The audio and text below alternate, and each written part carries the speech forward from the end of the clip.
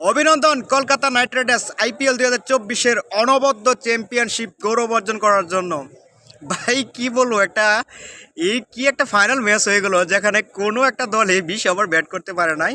অর্থাৎ আজকের ফাইনাল ম্যাচে সানরাইজ হায়দ্রাবাদের ক্যাপ্টেন প্যাট কামিন্স টস জিতে ব্যাটিং করার সিদ্ধান্ত নেয়।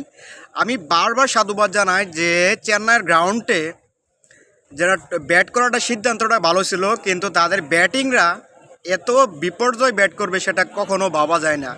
পুরো আইপিএল জুড়ে যেখানে কিনা সানরাইজ হায়দ্রাবাদের ব্যাটিংরা বিধ্বংসী ব্যাটিং করেছিল, তারা 6 বা 200+ রান করেছে। এবং কি এবার আইপিএল ইতিহাসের হাই স্কোর রানটা ওই সানরাইজ হায়দ্রাবাদ করেছে 287। সেই সানরাইজ হায়দ্রাবাদ কিনা 18 ওভার 3 বলে অল আউট হয়ে যায় 113 রান।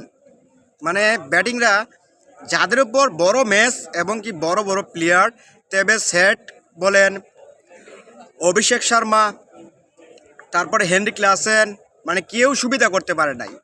আর কলকাতার বোলিংরা খুবই চাপে রাখছে শুরু থেকেই।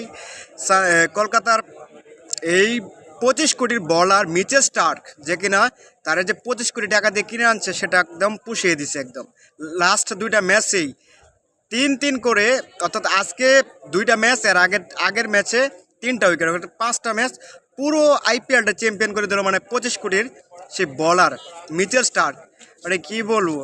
তার জবাবে IPL Kolkata night Riders bat করতে নেমে 114 রান করে ফেলে 10 ওভার 3 বলে। মানে তাদের একদম সহজ জয়, মানে কষ্টসাধ্য হয় নাই, কোনো কিছু নাই, একদম সহজ জয়, অনবদ্য একটা জয়। তবে আমরা এটা ভাবি নাই বা কখনো ভাবি নাই যে আইপিএল ফাইনাল ম্যাচটা অন্তত কীরকম। সারা আইপিএল 2024 সারা সিজন জুড়ে যেখানে কিনা রান বন্যার খেলা হইতেছিল, সেখানে লাস্ট ম্যাচটা একদম লস করে নিয়েছে। 150 রান হলেও একটা কথা ছিল যে একটা ম্যাচ, ফাইনাল ম্যাচ 150 রান একটা ম্যাচ উপভোগ করা যেত, কিন্তু না, এমনটা হয় নাই। মানে কলকাতার এই চ্যাম্পিয়নশিপ হওয়ার পেছনে কিন্তু সবচেয়ে বেশি অবদান রাখছে ব্যাট এবং বোলিং, দু জায়গার ডিপার্টমেন্টে খুব ভালো অবদান রাখছে সুনীল নারিন, যেখানে সে ব্যাট করে দুর্দান্ত সফলতা এনে দিয়েছে, তার পাশাপাশি হাত ঘুরিয়ে বল করেও আজকেও 4 ওভারে 16 রান দিয়েছে, পাশাপাশি মেবি একটা উইকেট পাইছে।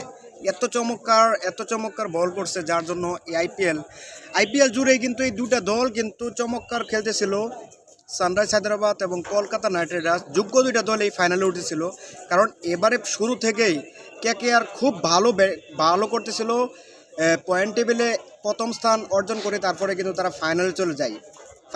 দ্বিতীয় যে দলটা সানরাইজ হায়দ্রাবাদ, তারাও কিন্তু খুব ভালো খেলছিল পুরো আইপিএল সিজন ধরে, কিন্তু ফাইনাল ম্যাচটা এত বাজে খেলা হবে সেটা আপনি কেউ ভাবে নাই, মানে দর্শকরা ভাবে নাই।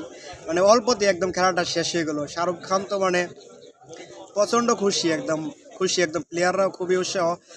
তার পাশাপাশি তৃতীয় ট্রফি তারা গৌরব অর্জন করতে সক্ষম হয়।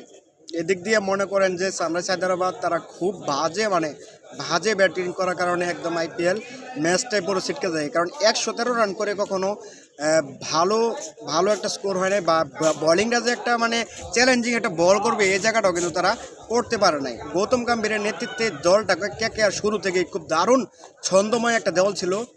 আর ওদিক দিয়ে সানরাইজ হায়দ্রাবাদের ক্যাপ্টেন, অবশ্য দলগত পারফরমেন্স খুব ভালো হয়নি ফাইনাল ম্যাচটাও, কিন্তু প্যাট কামিন্স আজকেও সে দুর্দান্ত লেভেলের চেষ্টা করেছে, পাশাপাশি আজকে একটা উইকেট পাইছে।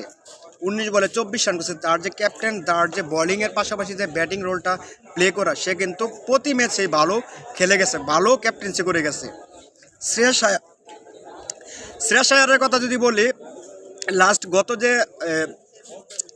লাস্টের ম্যাচ যেটা সানরাইজ হায়দ্রাবাদের বিপক্ষে যে প্রথম কোয়ালিফায়ার ম্যাচটা, ওই ম্যাচটাতে রান পায়, এবং কি আজকের ম্যাচটাও সে দুর্দান্ত মানে লেভেলে ফিরে আসে। মানে কখন কোন ব্যাটিং যে জ্বলে আসে মানে সেটা বলা যায় না।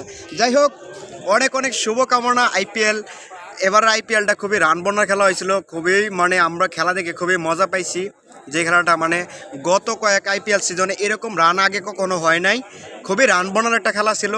আইপিএলটা খুব উপভোগ হয়েছে, অনেক লম্বা একটা প্রায় 2 মাসের উপর ধরা একটা খেলা চলতেছিল লিগটা, কিন্তু আজকের পর থেকে আর খেলা হবে না, নিয়মিত আর দেখা হবে না। অনবদ্য চ্যাম্পিয়ন কেকেআর, তাদের শিরোপা অলরেডি 3টা শিরোপার মালিক হয়ে যায়। যাই হোক, কেকেআর টিমটা খুবই মানে ব্যালেন্স একটা টিম, শুরু থেকেই তারা আগ্রাসিক ব্যাটিং করে গেছে, আগ্রাসিক বোলিং করে গেছে, সর্বদিকটা লাস্ট পাঁচটা ম্যাচ তারা অপরাজিত থাকে কিন্তু এই ফাইনালে আসছে, কোনো ম্যাচ কখনো হারে নাই। হয়তো বৃষ্টির কারণে একটা ম্যাচ তিনটা ম্যাচ তারা বৃষ্টির কারণে তারা তিনটা ম্যাচ তাদের মানে পয়েন্ট এক এক করে নিতে হয়েছে, ভাগাভাগি হয়েছে। যাই হোক, আর কথা বলবো না, অভিনন্দন অভিনন্দন, অনেক অনেক শুভকামনা কেকেআরের জন্য। তবে কেকেআর এই চ্যাম্পিয়নের পেছনে কিন্তু গৌতম গম্ভীর সে মেন রোলটা প্লে করছে, টিমের মেন্টর হিসেবে খুব ভালো একটা মানে অবস্থানে ব্যালেন্স টিম করছে, যার জন্য তারা চ্যাম্পিয়ন হতে সক্ষম হয়েছে। আবারও জানাই অভিনন্দন কেকেআর।